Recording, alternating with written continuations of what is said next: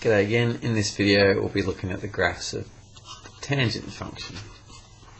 Graphs of y equals tan x. Okay. So this is probably a little bit more interesting than sine and cos. And if I'll explain this in class probably, but looking at the axis, the tangent function is undefined at certain points on the unit circle. So if you've got the unit circle, tan 0 is 0, and then as the angle increases it gets bigger and bigger and bigger and bigger, and once it gets to pi on 2 it's undefined, it's infinite. And then you go a bit past that and tan is all of a sudden negative, it just pops out into the negative region as you go forward, and then it gets bigger and bigger and bigger, and then pops down to here, and you keep going, and it becomes undefined again down here, and then the cycle starts again from there forward. And so what it looks like is this. So pi on 2 are our important points, negative pi on 2. Then we've got pi, 3 pi on 2, 2 pi. I might just leave it there, that'll do. So what we said is that it's undefined at pi on 2. So what happens is it's actually got asymptotes. It's undefined, it's infinite sort of answer at there. Negative pi on 2, which is, back in there, it's also undefined in there. And so we get these asymptotes every pi thereafter. Okay, so every half circle we get these asymptotes. And so, like we said, what it looks like is this. At 0, it's 0. And as it increases, then it just gets bigger and bigger and bigger and bigger, and it gets bigger and bigger and bigger and bigger, and it goes to infinity. So there's an asymptote up in that direction. What then happens is that it pops out at negative infinity, and it comes out right down here, and it gets bigger and bigger and bigger, and it comes forward, and then when it's equal to pi, it's equal to 0, so tan's equal to 0 at pi. And then it gets bigger and bigger and bigger and bigger and bigger and bigger and keeps going until you get this another asymptote on this side. And it keeps on actually occurring in that shape. So this is the same over that side. Okay, so that's the graph of tan. That one's really poor. I'm going to just delete that one. Just have this one coming out like that to make you think that I've drawn it. So you get all these asymptotes, and we just get all these tan lines, and they go from left to right if you're drawing from bottom to right to top. And so, pardon me, you get asymptotes. Let's just look at it. We get at pi on 2, we get 3 pi on 2, we'll get 5 pi on 2. In other words, all your odd multiples of pi on 2. And what we can do is, the way to write an odd number in maths is to go 2k plus 1.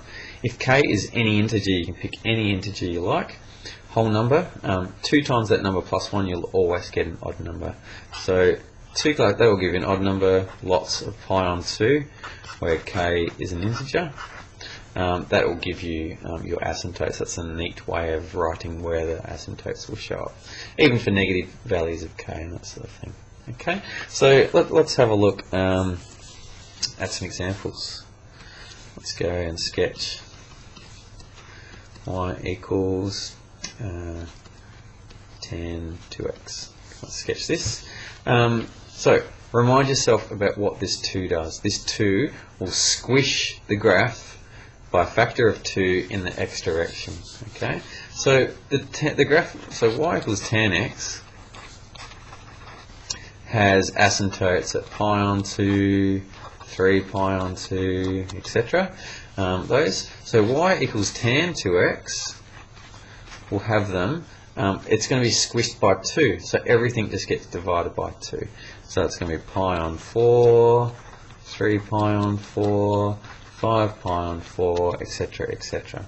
Okay, and that'll work for the negative values as well. So let's just sketch it. Something like this, and we'll need to have all pi's on 4. So I'll just make them my pi's on 4. So pi on 4, pi on 2. That's 2 pi on 4. 3 pi on 4, 4 pi on 4, 5 pi on 4, 6 pi on 4, oops, see I was, that's right, and then I'll go this way a couple as well, negative pi on 4, negative pi on 2, and that'll do. Okay, alright, so let's sketch in its asymptotes. It's always a great pass with any of these functions that have asymptotes, put them in first. It gives you a clear picture of where everything is going to go. So pi on 4, asymptote. Oh, tried to make that green. Let's try that again, pi on 4. Then you're going to get 3 pi on 4. 5 pi on 4, etc., etc. Doesn't look much different to the last graph we drew because we've really just zoomed in on it. That's all that we've sort of done. Okay, so there's your asymptotes. Chuck it in. Done. Okay, so it's going to look like this through the middle. And this point will always be exactly halfway between the asymptotes. Okay, it's perfectly symmetrical in a mirror type way. Okay, and up like that, up like that, up like that. Oops, I've gone out of the asymptote, just done the cardinal sin and something like that. Okay, let's just do one more. So that's the graph of tan 2x. Let's just do y equals, you'll see that tan dilated in the y direction is not very interesting because it goes to infinity anyway, so I'm not even going to bother, but I'll do tan, I'll do a transformation in the x direction. Should I do it in the y direction?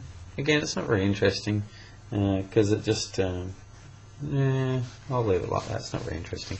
Let's just do this, tan x minus 4. And so what is this? This is the same as y equals tan x, but it's moved or translated by pi on 4 to the right. Okay, so let's have a think about it.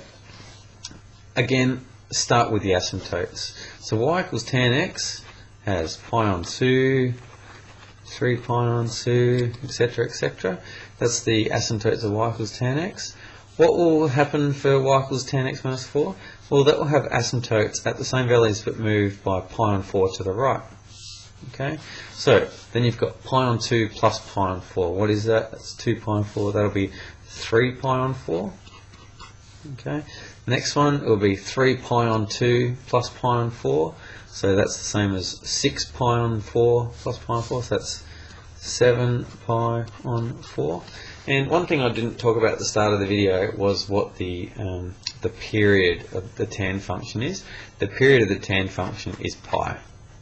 Okay, so all of these should move up by pi each time, and in fact that's what's happening. 4 pi on 4, it's going up by each time, so 4 pi on 4. And you can go in the negative direction as well if we subtract 4 pi on 4, and that sort of thing. Okay, so that's a good way to think about it as well. There's many good ways to think about these cyclic functions for little shortcuts. Let's sketch her like that. Let's put in our well, we've got all, they're all factors of 4, so let's just do that. We have pi on 4, 2 pi on 4,